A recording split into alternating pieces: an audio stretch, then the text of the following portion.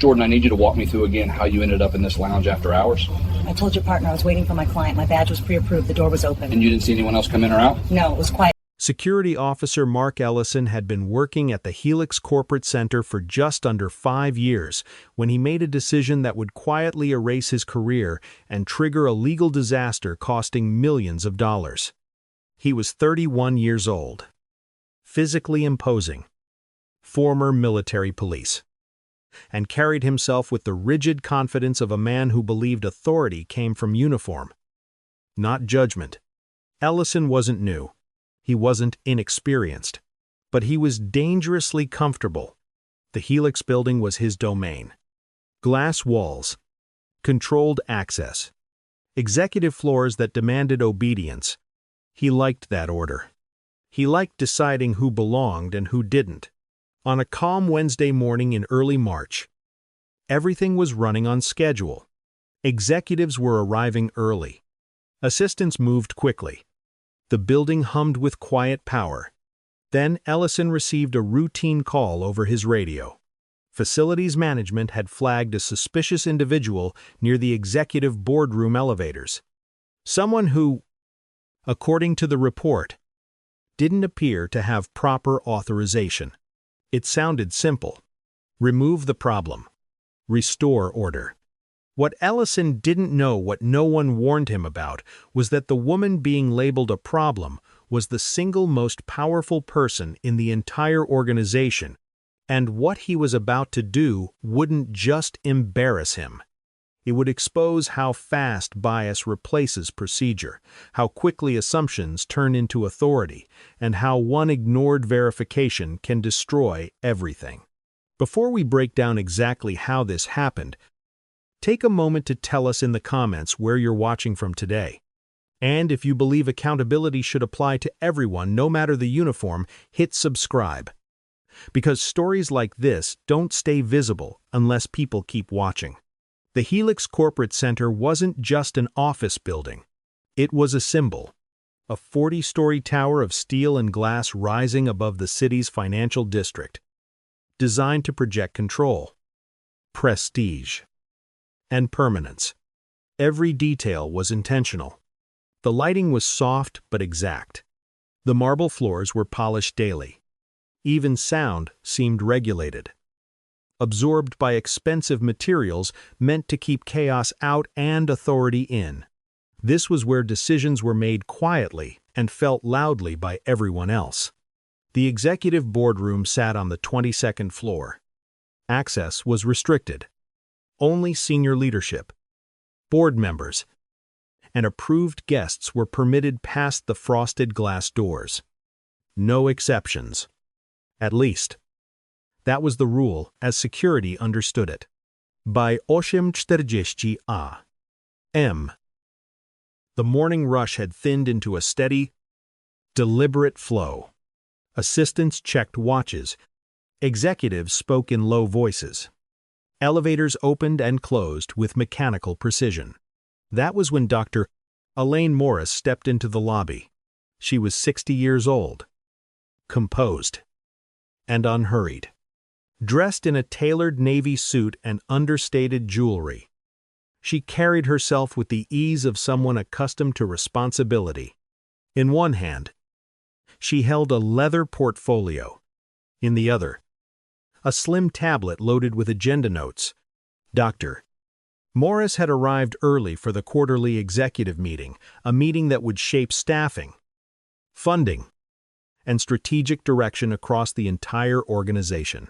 She checked in without ceremony, scanned her temporary executive badge, and moved toward the restricted elevators to wait. She wasn't trying to draw attention. She didn't need to. Because Dr. Elaine Morris wasn't visiting the Helix Corporate Center. She ran it. Dr.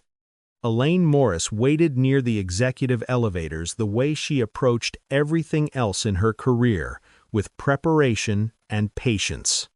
She had learned long ago that arriving early created space. Space to think. Space to observe. Space to lead without rushing. As a former surgeon turned executive, time had once meant survival. Now, it meant accountability. She reviewed the meeting agenda quietly. Hospital expansion approvals, budget reallocations, a pending merger that would affect tens of thousands of employees. The numbers on her tablet weren't abstract. They represented lives, jobs, and futures. To anyone paying attention, she looked exactly like what she was leadership, but not everyone was paying attention. From across the lobby, Security Officer Mark Ellison noticed her almost immediately.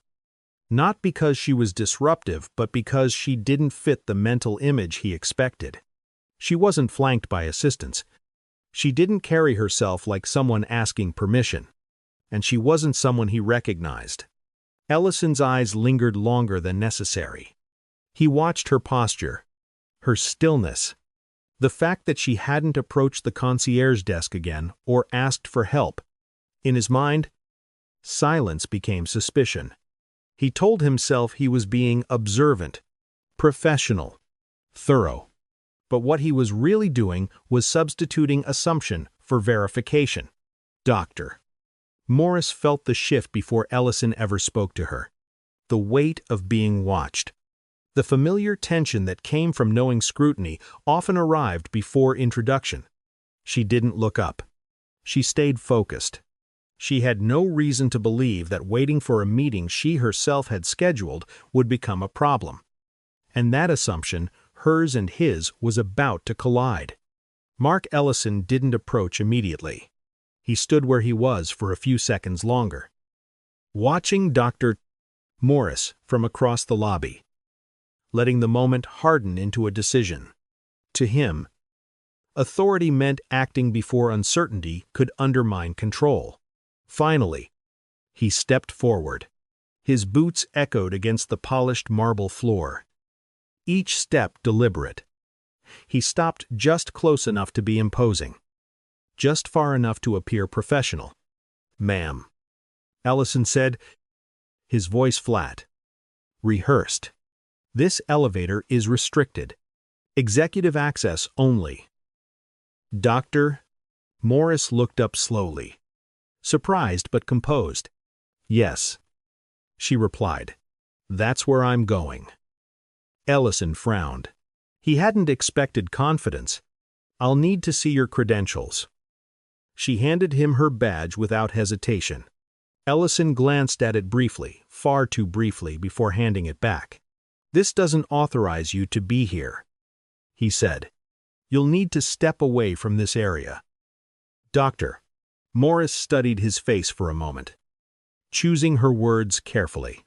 "It does," she said evenly. "You may want to verify with corporate security or the board office."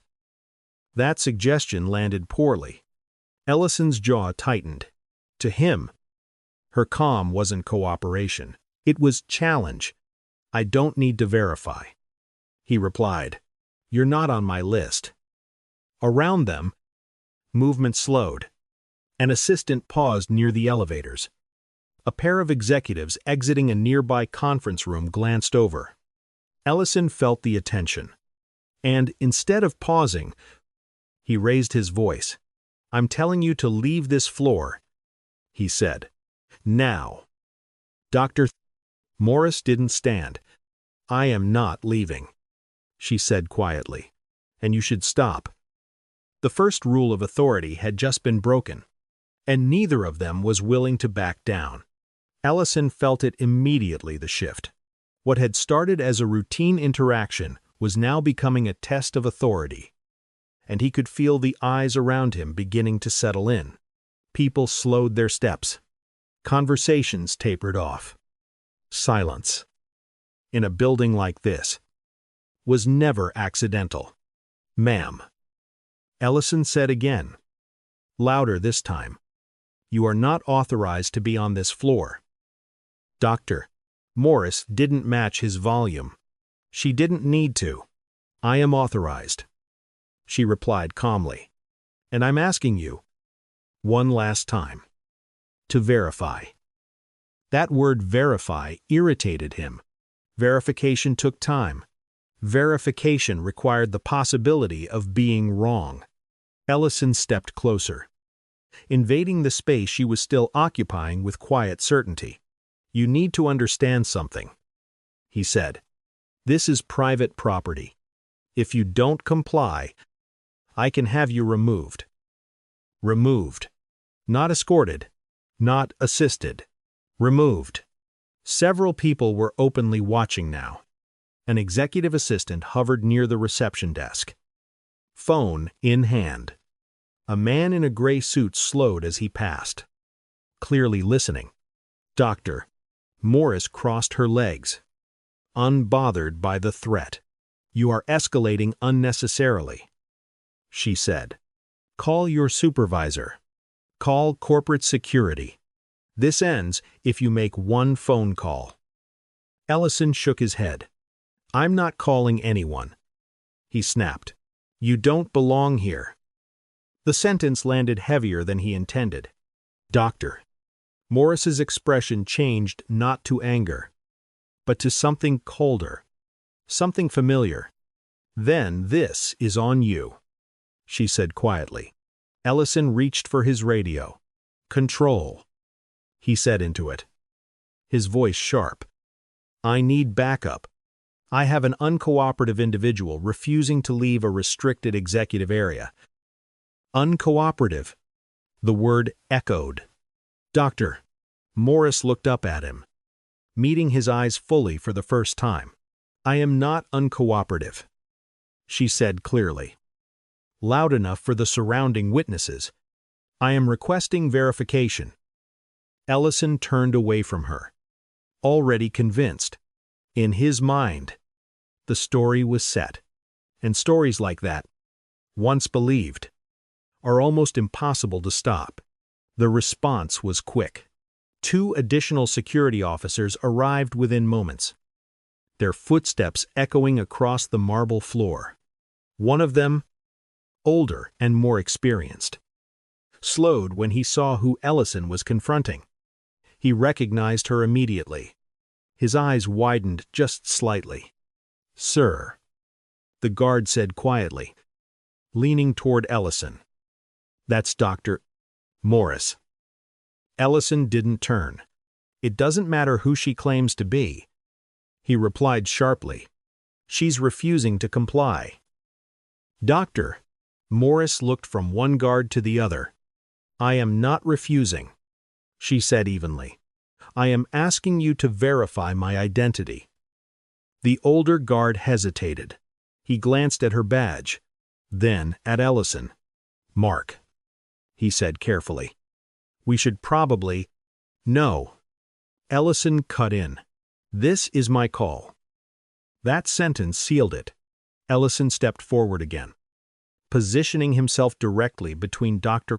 Morris and the elevator, blocking her path with his body. "You are now being instructed to leave this area," he said. "Failure to do so will result in removal from the premises." Removed.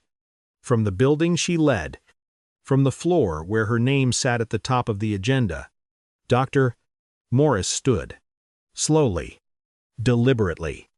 Not in anger, but because the conversation had reached its limit. "I am the chairperson of this organization," she said clearly, "and you are out of line." Ellison let out a short, dismissive laugh. "Then you can explain that upstairs," he said, "after you leave." Around them, the air felt tight. Phones were now openly visible. A small crowd had formed, not loud, but alert. Ellison had crossed from procedure into performance, and he was too committed to stop. At exactly 8:58 a.m., the first members of the executive board began arriving. The elevator doors opened behind Ellison with a soft chime. A group of senior executives stepped out, tailored suits, familiar faces, people who moved with the unspoken confidence of decision-makers.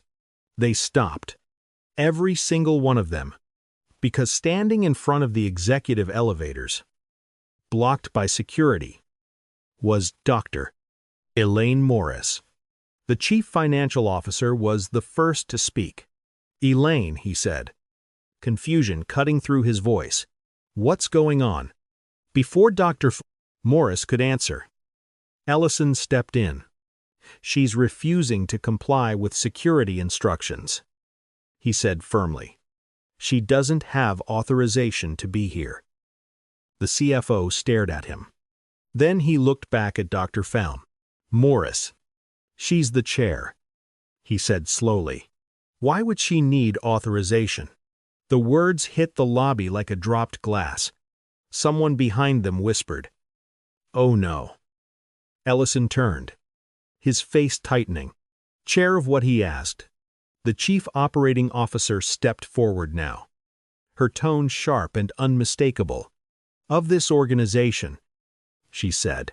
"She runs this meeting." The boardroom doors down the hall opened. More executives emerged. Conversations died mid-sentence.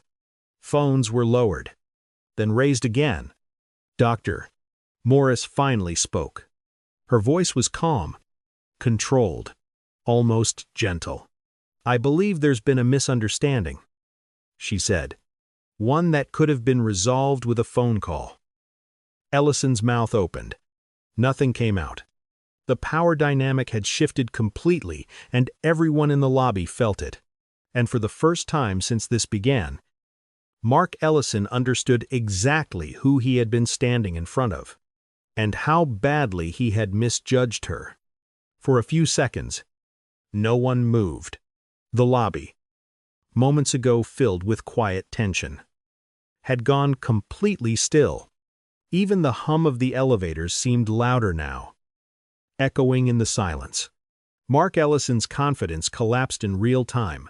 His shoulders stiffened. His jaw tightened. His hands, still resting near his radio, began to tremble. I wasn't informed," he finally said, his voice thinner than before. "She wasn't on my list." Dr. Morris didn't respond immediately.